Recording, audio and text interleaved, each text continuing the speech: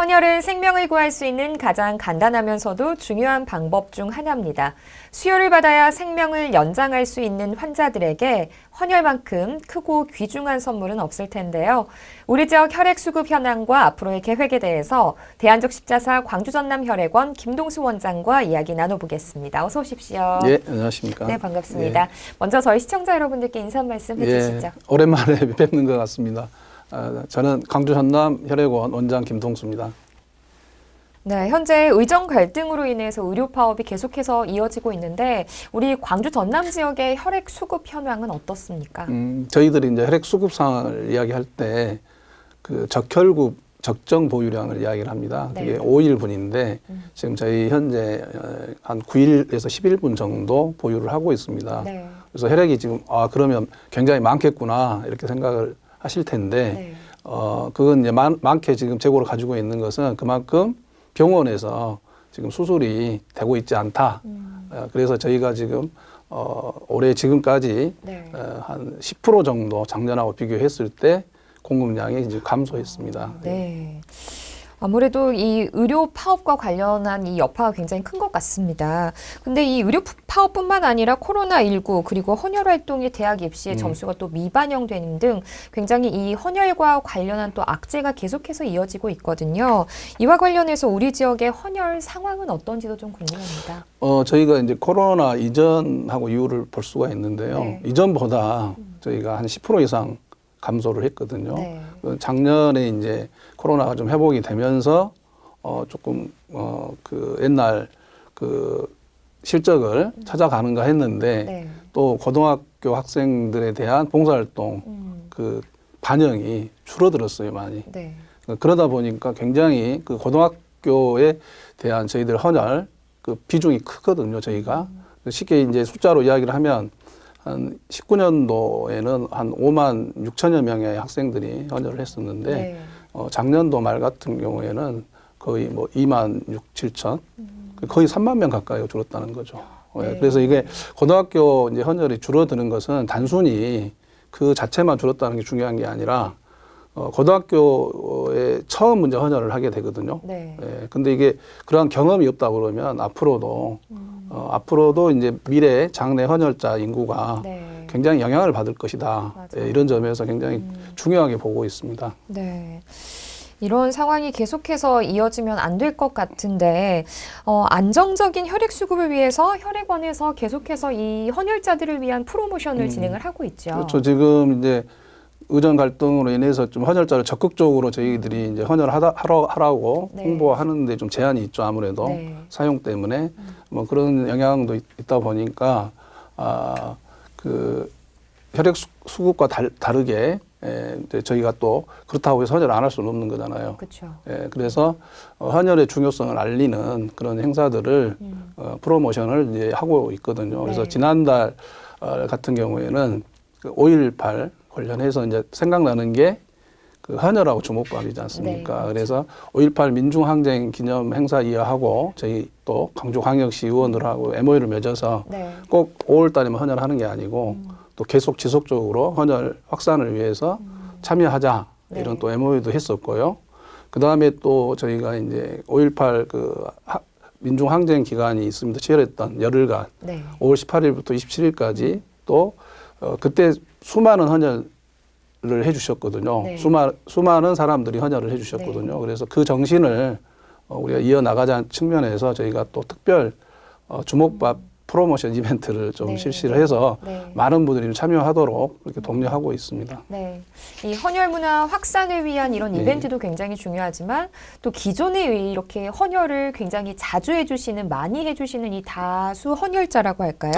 다회 헌혈자를 예. 위한 이 프로그램도 진행이 되고 있다면서요? 저희가 이제 헌혈을 하게 되면 뭐 그 생애 첫 헌혈을 하고 네. 또 30회 하면 헌혈 유공장 해가지고 그 은장 유공패를 드리고 네. 50회 하면 금장, 100회 하면 뭐 명예장 이런 식으로 해서 300회까지 이제 저희가 그러한 그 유공패를 드리고 있는데요. 네. 이번에 이제 보건복지부에서 또 400회 이상 헌혈하신 분들에 대해서는 헌혈 유공자의 집이라는 명패 명패를 만들어서 네. 제공을 했는데요. 전국에 한 314명 분이 그에 해당이 되는데 저희 지역은 27명 네. 이제 그 선정이 돼서 그 명패를 전달을 했습니다. 네. 예. 네. 그리고 이제 또 헌혈 환경 조성을 위해서 헌혈의 집을 좀 개선할 수 있는 그런 계획도 갖고 계신다고 들었습니다. 예, 저희가 이제 매년 헌혈집을 개선하는데 네. 지난해에는 목포 헌혈의 집을 개선을 했고 네. 올해는 이제 그 저희 강주에 충량로 헌혈의 집이 있습니다. 네. 예, 그래서 그걸 올해 지금 10월 달까지 내부 환경 개선을 해서 네. 또 헌혈자들의 편익을 도모하는데 지금 신경을 쓰고 있습니다. 네. 여기에 이제 또 혈액원에서는 헌혈을 알리기 위해서 다양한 뭐 홍보 방법이나 또 프로모션을 진행을 하고 있는데 최근에 한 회사와 함께 사회공헌 협약을 체결해서 광주 시내버스에 또 광고를 하고 계신다고 예, 들었습니다. 시내버스 광고하는 회사인데요. 에드하임이라고 네. 하고 있는데 이제 그분이 이제 통 크게 저희들한테 이제 그 기부를 해주셨어요. 네. 뭐냐면 그 모니터에 네. 영상을 그래서 강주 시내버스가 1044대다네요. 네. 거기에 매일 120회씩 대당 네. 12만 회가 이렇게 보여지는 거죠. 네. 굉장한 거라고 생각을 합니다. 그리고 이제 시내버스 또 측면 후면 한 40대가 또 그 광고판이 설치가 돼서 네. 강주 시내 시민들에게 헌혈 홍보를 하고 있습니다. 네. 예, 그 외에도 이제 저희가 보통 보면 그 헌혈의 집 부근에 카페라든지 식당, 네. 영화관에서도 이제 할인 이런 또 소소하게 이렇게 또 저희들을 협조해 주시는 그런 업체들이 또 있습니다. 그래서 네. 좀 관심 있으신 업체나 기관에서는 또 이렇게 헌혈자 홍보라든지 애우를 위해서 네. 또 협조를 해 주신다면 좋을 것 같습니다. 네. 6월 14일은 또 세계 헌혈자의 날입니다. 이 날이 어떤 날인지 좀 원장님께서 설명을 해주시죠. 이게 이제 세계보건기구 WHO, 그 다음에 국제적십자연맹, 또 국제헌혈자연맹, 그 다음에 국제수혈학회에서 ABO 그 혈액형을 발견한 카를 란트 슈타이너 박사님의 생일을 기념을 해서 네. 6.14를 정해서 지금 매년 2004년도부터 헌혈의 중요성을 알리고 헌혈자에게 감사의 마음을 전하는 그런 날로 해서 진행을 지금 하고 있거든요. 네. 우리나라도 2004년부터 지금 하고 있고 이번에는 그 7월 7일 날 강주 월드컵 경기장에서 싸이의 흠뻑쇼를 준비를 해서 헌혈자를 초청할 예정입니다. 네. 이렇게 헌혈 문화 확산을 위해서 혈액원에서 굉장히 다각적인 노력을 하고 있습니다. 근데 그럼에도 불구하고 이제 또 인구 감소로 인한 헌혈자 감소에 대한 이런 또 장기적인 계획도 필요할 것 같거든요. 여기에 대해서는 어떻게 좀 생각을 하고 계시는지요? 앞서 말씀드렸습니다만은 이제 코로나를 겪으면서 비대면 또 학령 인구가 감소하고 어차피 저출산 문제죠. 네. 이런 문제는 뭐 저희 헌혈자 인구뿐만 아니라 다양하게 지금 저희가 검토해야 될 상황인데 네. 저는 이제 크게 두 가지로 우리가 이게 좀 개선이 좀 돼야 되지 않겠느냐. 하나는 그 헌혈 교육입니다. 네. 생명 나눔 교육이 초, 중, 등 학교에서 꼭 이루어져야 됩니다. 그런데 네. 지금은 필수적으로는 하지는 않고 있기 때문에 네. 네. 의무적으로 좀 교육이 좀 돼야 되지 않을까.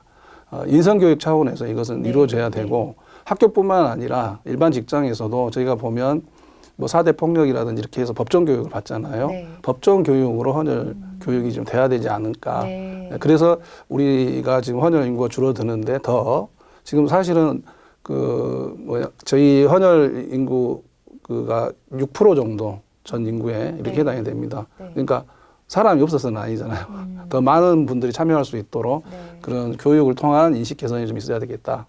그 다음에 이제 두 번째는 또 헌혈자 애우에 대한 우리 사회에 그 관심이 굉장히 많이 있어야 됩니다. 그래서 네. 아까 표창도 있고 그러나 이제 지금 조금씩 이제 정부 포상, 총리 이상 포상이 이루어지고는 있는데 네. 아직 약합니다. 그래서 많은 사람들이 헌혈을 했을 때 정말 사실은 헌혈을 한 400회 이상 성분 헌혈을 하려면 30년 이상이 걸립니다. 이런 분에 대한 어떤 보상 네. 이것들은 정부에서 좀 해줘야 사람들이 보고 그걸 또 따라하지 않을까 이런 네. 생각이 있습니다. 그리고 또 하나는 이제 각종 정부에서 운영하는 편의시설이라든지 이런 부분에 있어서도 헌혈자에 대한 혜택을 또 줘야 될 것 같습니다. 그리고 저희가 이제 법률이나 조례에 지금 제도적으로 국가 헌혈 추진 협의회라든지 또 각 지자체마다 헌혈 추진회를 운영하도록 돼 있는데 사실 잘 운영이 안 되고 있거든요. 네. 이런 걸 잘 운영을 하고 그리고 이제 잘 운영한다는 것은 여러 가지 공가라든지 여러 가지 제도적으로 또 지원도 해줘야 되지만은 그 지역사랑 상품권이라든지 예산적인 지원도 굉장히 중요합니다. 그런데 네. 저희가 대전, 세종, 충남 지역하고 좀 비슷하잖아요. 네. 그 예산 지원 규모가 저희가 5분의 1 정도밖에 안 되거든요. 그래서 우리 지역에 있는 많은 지도층에 있는 분들이 네. 이런 헌혈자 애우에 대한 관심을 좀 다른 각도에서 네. 좋은 관점으로 이렇게 보고 지원을 확대해 주셨으면 하는 그런 바람입니다. 네. 그럼 이제 원장님 마지막으로 KCTV 시청자 여러분들과 또 헌혈을 망설이시는 분들에게 한 말씀 부탁드리겠습니다. 예, 무엇보다도 실천이 문제인데 항상 그 마음속에만 가지고 계시지 마시고 또 나중에 하겠지 그렇게 미루지 마시고 오늘 당장이라도 가까운 헌혈의 집에 참여하셔서 생명을 살리는 그런 나눔에 꼭 동참해 주시기를 부탁을 드리겠습니다. 네, 이 헌혈이라는 게 또 건강할 때 할 수 있는 또 하나의 특권이 아닐까 싶거든요. 네, 건강할 때 뭐 나 자신뿐만 아니라 우리 가족 그리고 더 나아가서는 우리 모두를 위해서 다 함께 실천하는 것도 좋지 않을까 싶습니다. 원장님 오늘 네. 말씀 잘 들었습니다. 예, 고맙습니다. 감사합니다.